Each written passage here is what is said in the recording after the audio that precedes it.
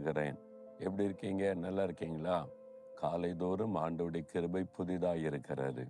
அதிகாலையில் அவரை தேடுகிறவர்கள் உங்களை கண்டடைவார்கள். அதனால் அதிகாலை எழுந்தவுடனே முதல்ல நம்ம ஆண்டவரை தேடணும். அவருடைய கிருபையை நம்ம தினந்தோறும் பெற்றுக்கொள்ளணும்.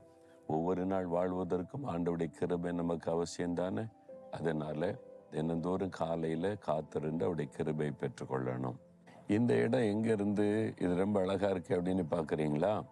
இது மலேசியா தேசத்தில் இருக்கிற ஒரு பகுதி. மலேசியா தேசத்தில் ரெண்டு மலேசியா இருக்கிறது. ஒன்று கிழக்கு மலேசியா, இன்னொன்று மேற்கு பகுதியில் இருக்கிற மலேசியா. இது கிழக்கு மலேசியான்னு அழைக்கப்படுவதில் 2 மாநிலங்கள் இருக்கிறது, சபா சாரவாக் அப்படின்னு. இது ஒரு தனி தீவாக இருக்கிறது.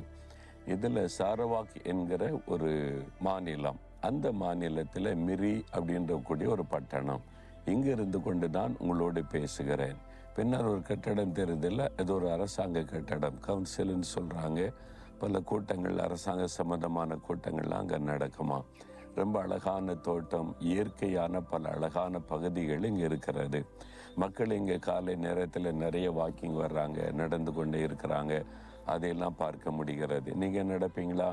காலையில் எழும்பி ஒரு 40 நிமிஷமாவது நடக்கணும். நல்ல ஒரு ஆரோக்கியமாக இருக்கணும். ஆனால் அதிகாலையில் முதல்ல ஜெபிக்கணும். 2வது நம்முடைய சரீரத்துக்காக ஒரு 40 நிமிஷம் நடந்தீங்கன்னா ஒரு ஆரோக்கியமான ஒரு வாழ்க்கை வாழ முடியும். சரி, ஆண்டவர் எனக்கு என்ன வசனம் சொல்கிறார் அப்படின்னு கேட்குறீங்களா? 91 சங்கீதம் 11 வசனத்தில், உன் வழிகளிலெல்லாம் உன்னை காக்கும்படிக்கு அவர் தம்முடைய தூதர்களுக்கு கட்டளையிடுவார். ஆண்டவர் நம்மை பாதுகாப்பதிலே அக்கறை உள்ள தேவன். இன்றைக்கு நம்ம வீட்டுக்குள்ளேயே இருக்க மாட்டோம்ல, வெளியே போவோம், ஆஃபீஸுக்கு போவோம், படிக்கிறதுக்கு ஸ்கூல் காலேஜுக்கு போவோம், பிஸ்னஸ் அங்கே போவோம், வெளியே மார்க்கெட்டு போவோம். வெளியே போகாமல் இருக்க முடியாது. தினந்தோறும் நம்ம பல பிரயாணங்களை செய்கிறோம். சிலர் நீண்ட பிரயாணம், ட்ரெயினில், பஸ்ஸில், காரில், விமானத்தில், இப்படி பல பிரயாணங்கள் செய்வோம்ல. எத்தனை ஆபத்து இருக்குல்ல. நம்ம பார்க்குறோம்ல, விமான விபத்து வருது, ட்ரெயின் விபத்து ஏற்படுது, கார்கள் விபத்து ஏற்படுது, எத்தனையோ ஆபத்துகள் வருகிறது. எப்படி இந்த ஆபத்து நிறைந்த உலகத்தில் பாதுகாப்பாக இருப்பது? நம்முடைய பாதுகாப்பை குறித்து நாம் அக்கறையாக இருப்பதை விட நம்முடைய தேவன் அதிக அக்கறை உள்ளவர். நம்மை பாதுகாக்க பல காரியங்களை செய்கிறாராம். வசனத்தில் இருக்கிறது, அவர் நம்மை வேலி அடைத்து பாதுகாக்கிறாராம். ஆண்டவர் வேலி வச்சு பாதுகாத்தா கண்ணுக்கு தெரியாத வேலி, அது பாதுகாப்பின் வேலி. அதை தாண்டி ஒருவரும் நம்மளை தொட முடியாது. அவர் சுற்றிலும் அக்கினி மதிலாக பல காரியங்களை செய்கிறாராம். வசனத்தில் இருக்கிறது, அவர் நம்மை வேலி அடைத்து பாதுகாக்கிறாராம். ஆண்டவர் வேலி வச்சு பாதுகாத்தா கண்ணுக்கு தெரியாத வேலி, அது பாதுகாப்பின் வேலி. அதை தாண்டி ஒருவரும் நம்மளை தொட முடியாது. அவர் சுற்றிலும் அக்கினி மதிலாக இருந்து பாதுகாப்பேன்னு சொல்றார். அக்கினி மதில், கண்ணை திறந்து பாருங்க, ஏதாவது அக்கினி தெரியுதா? நம்ம கண்ணுக்கு தெரியாது. நீங்க பரிசுத்தாவில நிரம்பி உள்ளுக்குள்ள அக்கினி எரிந்து கொண்டிருந்தா வெளியில கண்ணுக்கு தெரியாத அக்னி இருக்குது.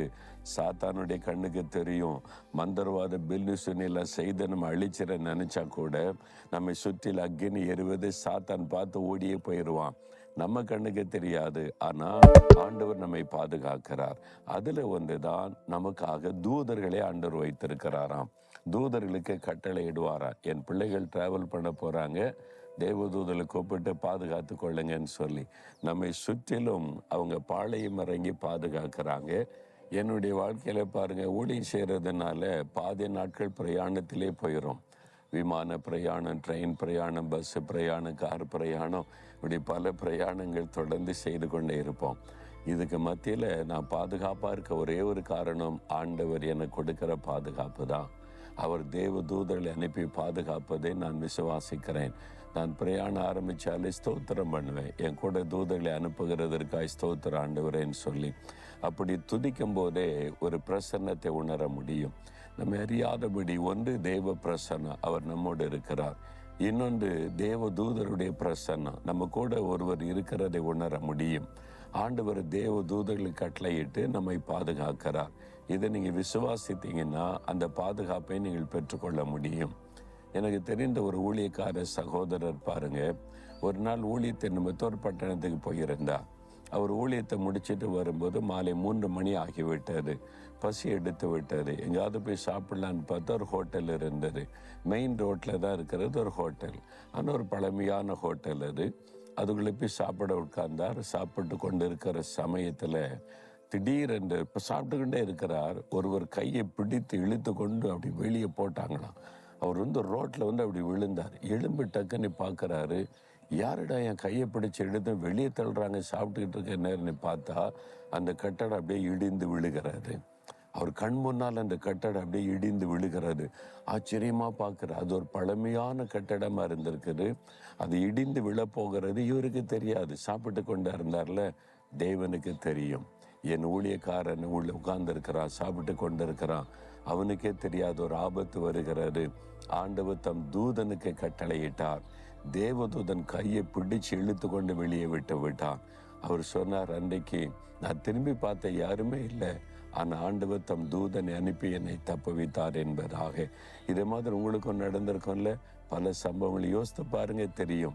யாரோ தள்ளி விட்டமா இருந்துச்சு, யாரோ இழுத்து விட்டமா இருந்துச்சு, யாரோ என்னை தப்புவிச்சாங்க. கண்ணுக்கு தெரியாத ஒரு பாதுகாப்பு, அது ஆண்டவர் தம் தூதர்களை அனுப்பி நம்மை பாதுகாக்கிறார். நீங்க அதை விசுவாசிங்க. இப்ப ஆண்டவரை துதிங்க. இந்த நாள் முழுவதும் ஆண்டவருடைய பாதுகாப்பு இருக்கும். இந்த நாள் மாத்திரம் இல்ல, எல்லா நாளும் அதை துதித்து நீங்க ஜெபிக்க அந்த பாதுகாப்பை நீங்கள் உணர முடியும். விசுவாசத்தோடு சொல்லுங்க, ஆண்டவரே, என்னை பாதுகாக்க நீர் தூதர்களுக்கு கட்டளையிட்டு இருக்கிறதற்காய் ஸ்தோத்திரம். என்னுடைய வாழ்நாள் முழுவதும் என்னுடைய எல்லா பிரயாணங்களிலும் என்னை கூட இருந்து பாதுகாக்கிற தூதர்களுக்காக இயேசுவே நான் உம்மை துதிக்கிறேன். இயேசுவின் நாமத்தில் ஆமேன், ஆமேன்.